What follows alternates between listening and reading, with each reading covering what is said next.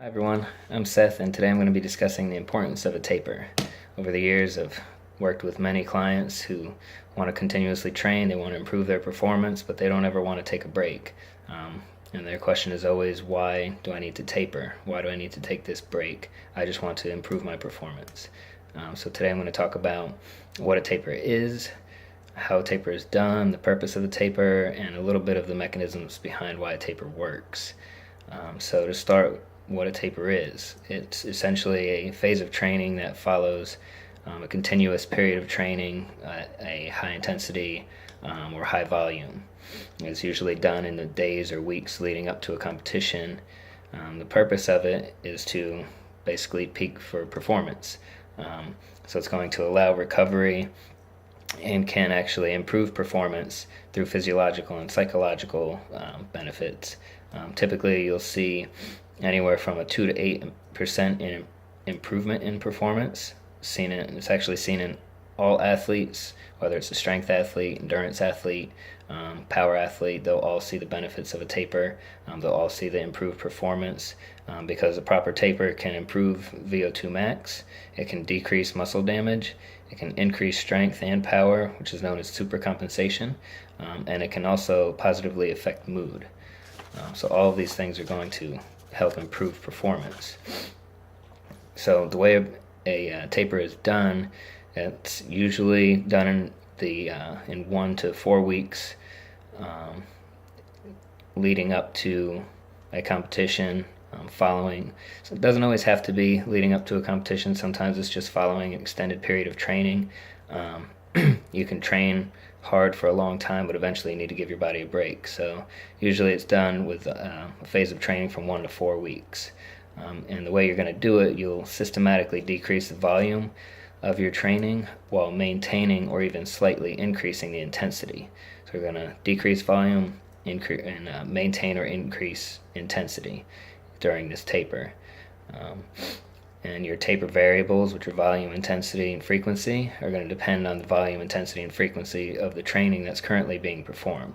So the higher the volume of training, the higher that volume will start during the taper, and it will decline as the taper goes on. So the mechanisms behind the taper, essentially you're going to achieve that supercompensation through the restoration of energy stores, the elimination of residual fatigue, and the elimination of muscle damage. So in simple terms, your body has the time to rest and recover. It's going to build up those muscles, it's going to repair the damage that has been caused, and all that fatigue that's built up will be gone, and your body will recover and perform better. For example, Shepley and colleagues in 1992 investigated some middle distance runners. So these runners were running about 1,500 meter races. What they found was with a 7-day high intensity low volume taper, there was an improvement in performance on there was an improvement in performance on a time to exhaustion treadmill test. They compared it to 2 other tapers. All these were 7-day tapers, so they had the high intensity low volume taper, the low intensity low volume taper, and then they had a rest only taper.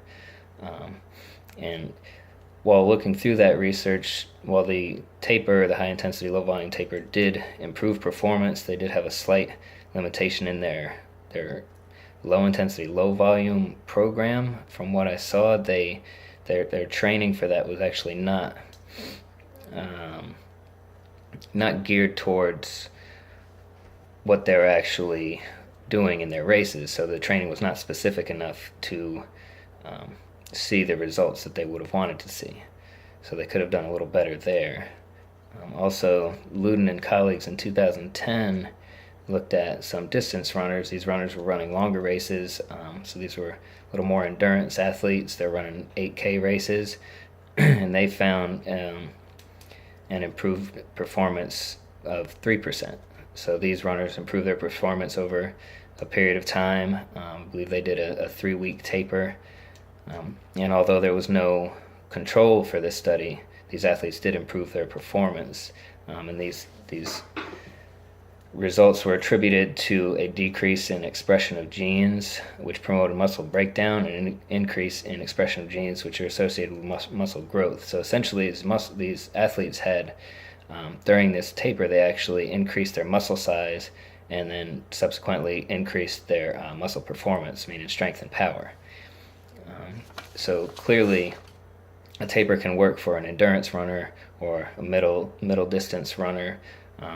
And additionally, it can also work for a strength athlete. Izquierdo and colleagues in 2007 looked at a 4-week taper compared to 4 weeks of a cessation of training. And what they found was that the 4-week taper group increased their strength slightly and maintained their power, while the cessation training group, so the group that just stopped training completely, they actually decreased both their strength and their muscular power, with a larger reduction in their power.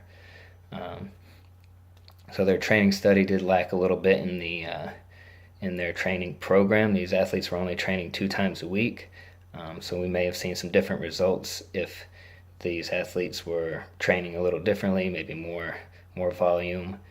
You may have seen a better supercompensation, maybe a larger percentage in the increase in their performance. But overall, they did show that the taper worked a lot better than no taper or just stopping training. So in conclusion, if you want to optimize your training, it's very important to utilize a taper.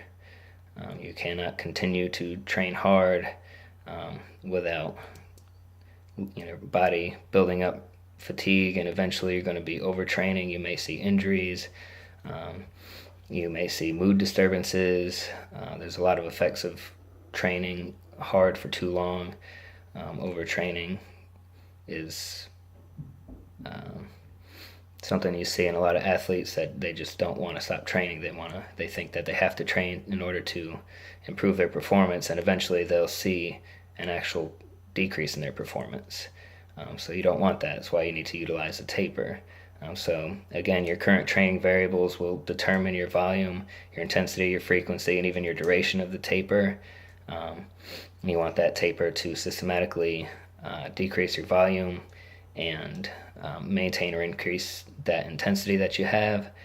And the taper should be done, like I said, following a cycle of continuous training, essentially to peak for performance. So whenever that competition comes up, that's when your performance is going to peak. That's when you're going to be at your best. You'll be rested, you'll be recovered, and you'll perform at your best.